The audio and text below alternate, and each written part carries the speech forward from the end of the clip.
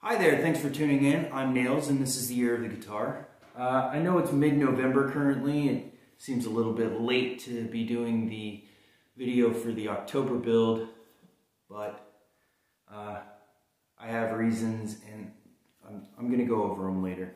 But I did finish the October build on time, and I do have an intro clip that was actually filmed on Halloween. You ready for it? Here it comes.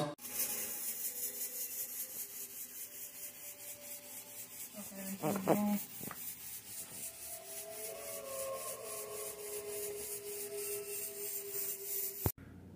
So yeah, I had to include that clip because Mrs. Nails was super excited about the idea, and honestly it was really hard to get. I did do an intro and all the narrative the same day, but I had to do it in my garage at night, and it was way too dark to pull it off.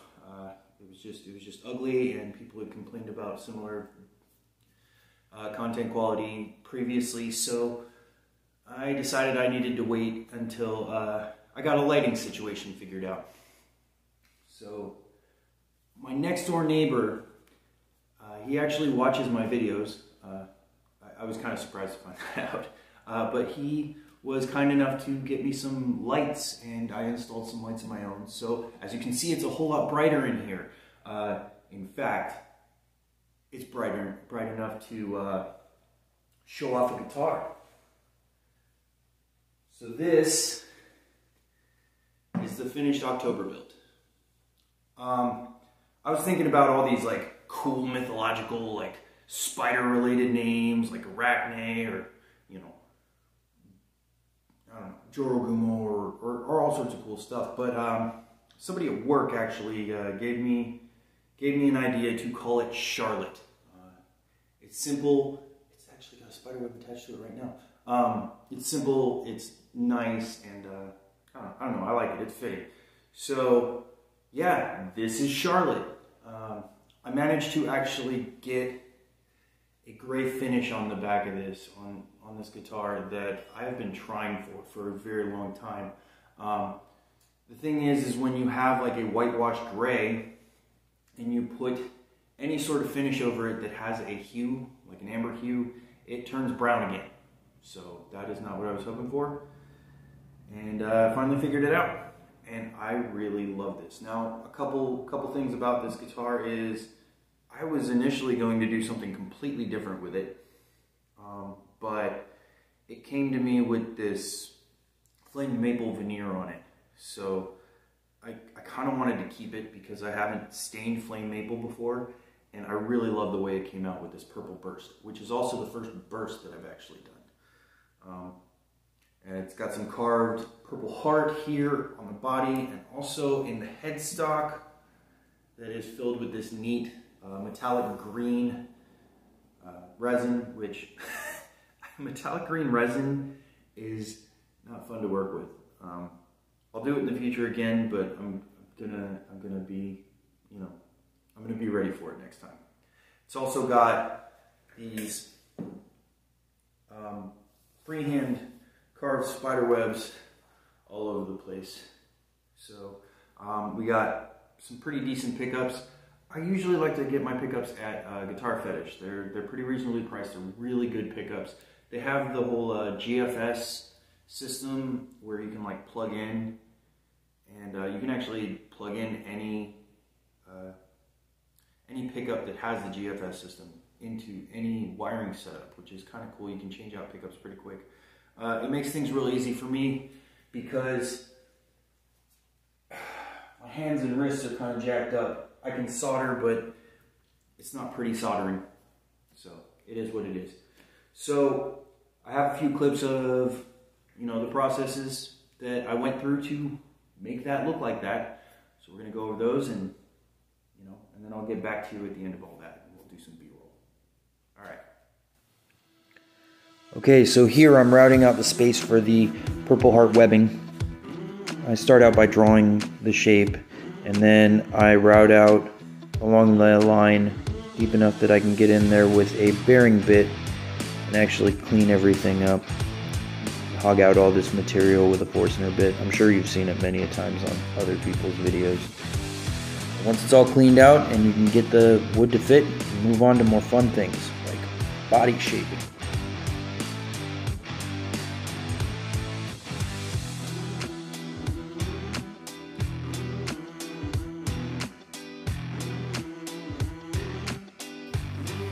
Alright, so I had to buy a plug-in angle grinder for this project to do exactly what you're looking at here.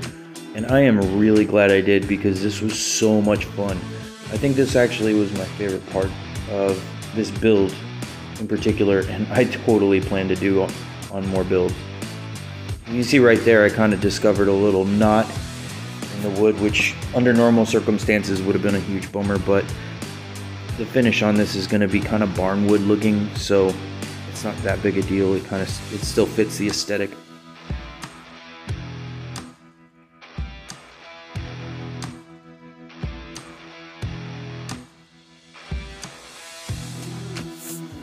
Okay, so here I get to apply some of my drawing skills. I used my Dremel with a cutting bit on it, and just kind of free-handed some spider webs in there. You know, the cool thing about spider webs is even though they're kind of like organized looking, they're still fairly chaotic. It's all a reaction to where they're being built. So when you make mistakes like that one, you can kind of improvise and keep going, and it doesn't look too weird.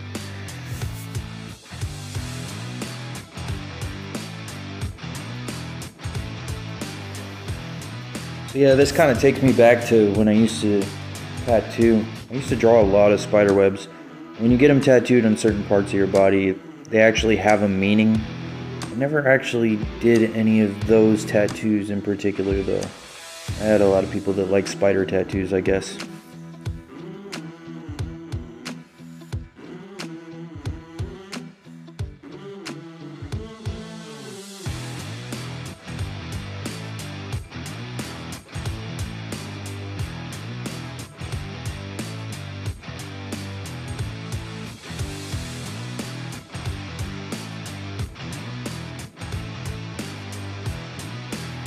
Okay, so yeah, I like the way they came out.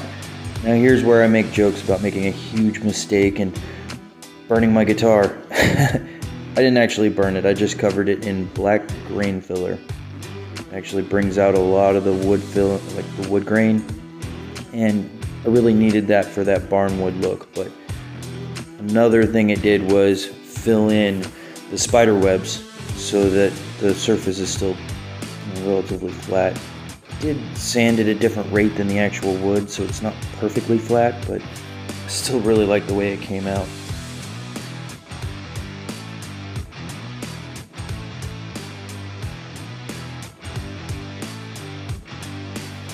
Alright, here's where we chronicle my first burst finish. I'm pretty inexperienced, so to save money and drying time, I went with water-based dyes. I'm pretty happy with the result. A lot of people might say that I should have went a different route, but I really like how it came out, so no complaints on my end. So I got the black down, and while I had it looking dark and knew I needed to sand more, I put down the gray on the rest of the body. I also had to sand that back too, and I didn't want to risk sanding back my black edges if I didn't need to.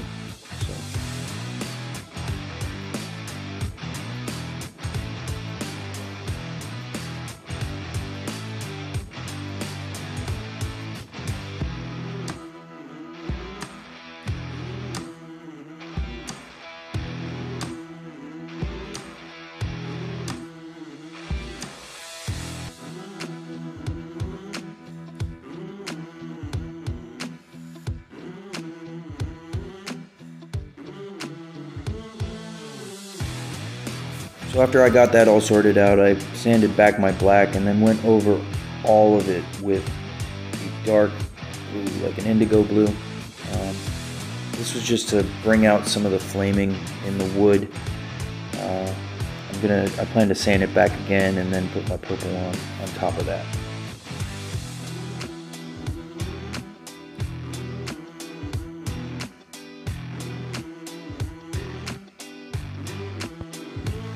And now on to the fun part where we start to kind of get an idea of what that part of the guitar is really going to look like. I can't talk enough about how pleased I am with how this came out.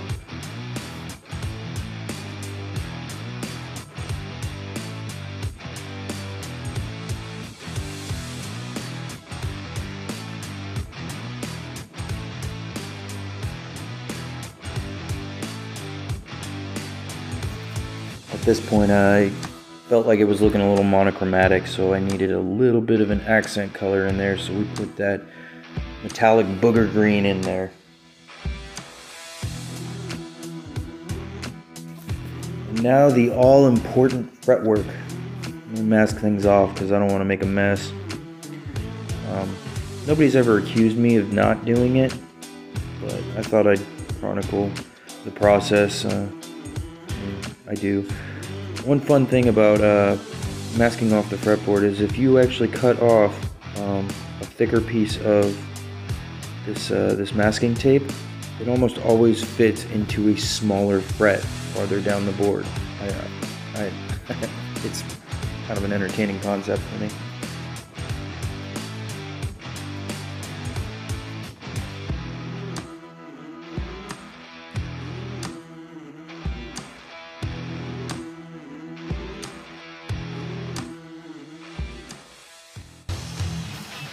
So, aside from the ends of these frets being a little bit on the rough side, still having tool marks and everything, I mean, the neck and the frets weren't that bad on this kit. I'm still going to level them out a little bit and make sure everything is, playing the way it's supposed to. But all in all, I think I really only had to tap down one high fret. There it is. I really enjoy the fretwork though, polishing it and getting everything smooth. I don't actually play the guitar too well, but it makes me happy to see it done right and to know that someday somebody's going to be sliding their hand all over it and not thinking about how much it hurts their fingers.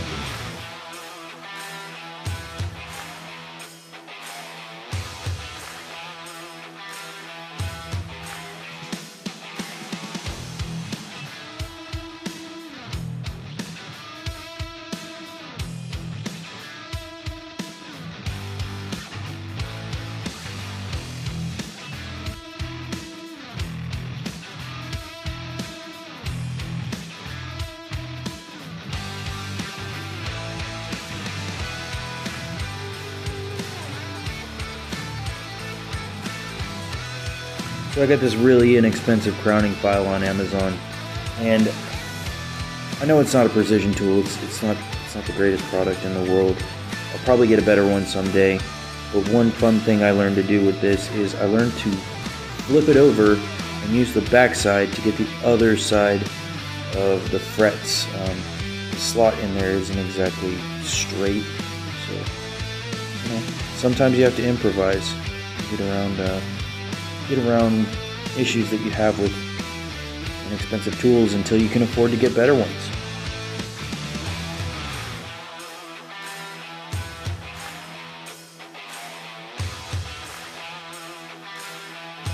Let's talk a little bit about fret erasers.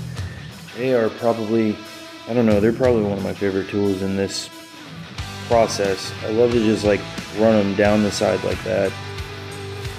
And it takes all the work that I put into the filing, the edges, and just cleans it up to be completely pristine. I really like it a lot. So now we are polishing the frets. I'm using a drill. If you want, that's fine. Also, if you do find yourself using a drill like I am, it's probably a good idea to flip the drill into reverse and switch the orientation of the drill. I don't know, It just helps to have it going in the same direction when you're steadying the guitar.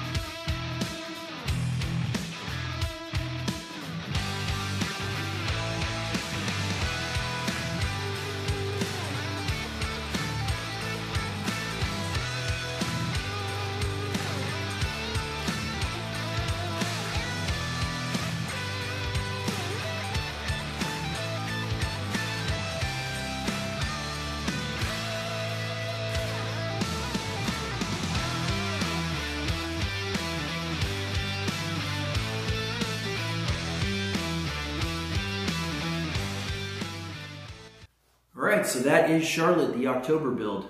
I'm pretty happy with it. I think it looks really cool. It sounds great too. So, the reason that the video came so late is I hit a bad spot on my pain levels with my hands. And it didn't really stop me from doing, you know, the guitar work and stuff like that, because that's stuff that I actually do to deal with that. What it did do was it made it really hard from a mental health standpoint, because it triggers problems. It made it really hard to make the videos. You know, I can let my hands do the work all day long and not think about it, but when I have to look back at what I've done in retrospect, it's kind of tough when I'm hurting and I'm feeling hopeless because I know it's never going to go away. So, you know, mental health is like a really big deal in my life, and it's something that's really important, and probably the most important thing in mental health situations is to know that there are people that understand and think that it's okay. So, one thing I'm going to ask y'all to do is, you know, if you haven't heard from a friend in a while, you know, just hit them up. Ask them how they're doing. You know, see if they're doing okay. Even if you don't know if they have mental health issues or not, just, you know, let your friends know you're around. It's real easy to get caught up in things when, you know, you're in a weird, disrupted situation like we are now. So, future notes for the channel. I have the lighting figured out in here, I think. It's a big deal. I know there's a little bit of an echo, and I'm going to work on that, but the lighting actually makes it so that I can film these intros and outros anytime I want. I don't have to have like specific windows of time where it's like not super loud outside, and I can have the garage door open. So that means that I can bring you content more frequently. I don't have to have the whole build in one video. So I think I'm going to do that. I'm pretty excited about it, actually. But yeah, since you've made it this far into the video, you know, I'd appreciate it if you liked it and maybe shared it with some friends. If you haven't subscribed already, please, you know, it's just a little button. Just hit it and you can see what I'm doing in the future. I still have, after this one, I still have another 8 builds to do. The November build's already well in the works. It is a bass. I will have a video up for that real soon. It's not going to be a completed ta-da video like this one, but yeah, it's gonna be up real soon. I know I haven't put up any content in a while, so yeah, that's it. Let's cut to some B-roll.